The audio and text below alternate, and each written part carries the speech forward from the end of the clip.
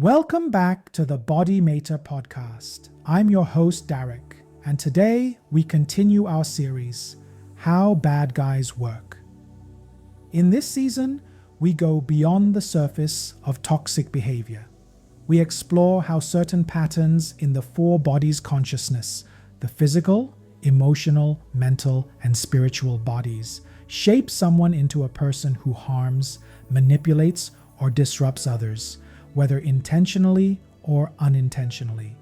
We've explored the betrayer, the manipulator, the gaslighter, the liar, the emotional vampire, the cold-hearted person, the boundary breaker, the aggressor, and the narcissist. Today, we explore a deeply frustrating archetype, one that drains emotional energy, blocks progress, and prevents healthy communication, the blamer. Blamers don't say, "I made a mistake." They say, "It happened because of you."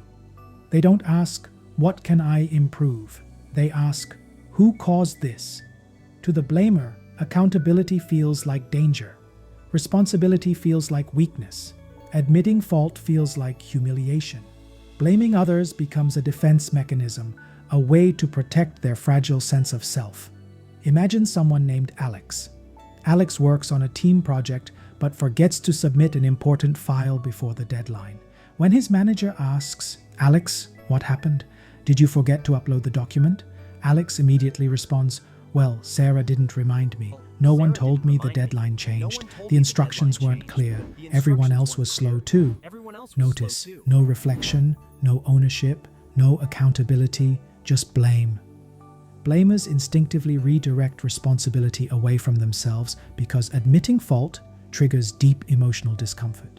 Blaming is not confidence, it's protection. It protects a fragile ego, unresolved shame, unprocessed emotional wounds, and a fear of being wrong, judged, or exposed.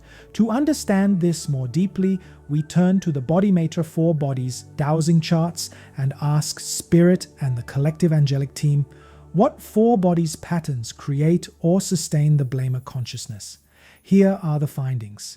First, the spiritual body shows psychic wounds or etheric damage. The spiritual body shows damage from past emotional or energetic wounds. These wounds create hypersensitivity to criticism and accountability. Any suggestion that they may be wrong triggers defensive behavior. Instead of healing, they project, using blame as protection. Next, the mental body shows blocks to common sense. The mental body shows a blockage to practical reasoning. Instead of observing a situation logically, the mind jumps into emotional defense. This block interferes with reflection, learning, and humility. The person cannot process feedback neutrally. Everything feels personal. Then the emotional body is inundated. The emotional body is overwhelmed, flooded with unresolved emotions, often stored from childhood experiences where responsibility meant punishment or shame.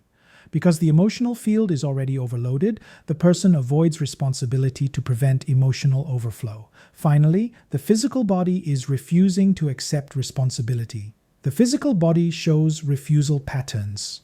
Responsibility feels heavy, threatening, and unsafe.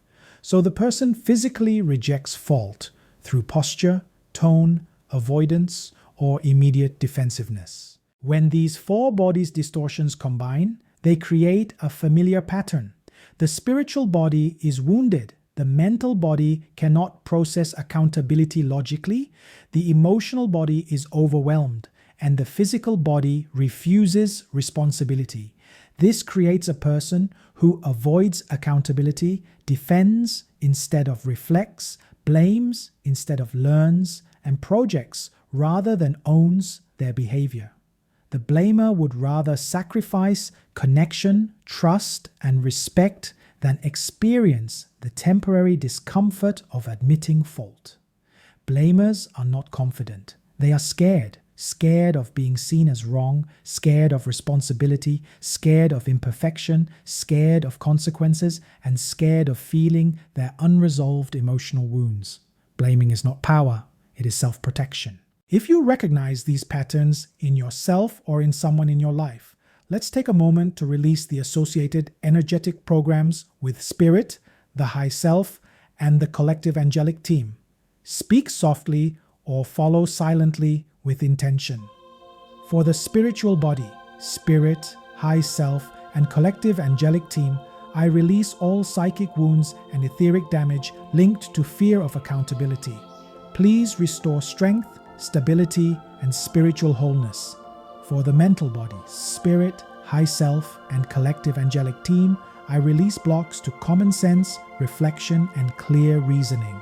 Please restore neutrality, clarity, and mental balance. For the emotional body, spirit, high self, and collective angelic team, I release emotional overwhelm connected to responsibility, feedback, or correction. Please restore emotional calm, capacity, and inner security. For the physical body, spirit, high self, and collective angelic team, I release the pattern of physically rejecting accountability. Please restore willingness, openness, and responsibility. Take a deep breath and allow the energy to shift. Thank you for joining me in episode 10 of How Bad Guys Work. Today, we explored the blamer, the spiritual wounds, mental blocks, emotional overwhelm, and physical refusal patterns that prevent certain individuals from owning their choices and actions. In the next episode, we continue the journey into shadow behavior. Episode 11, The Victim, Why Some People Use Helplessness as Power. Until then, stay conscious, stay aware, and take care of your four bodies.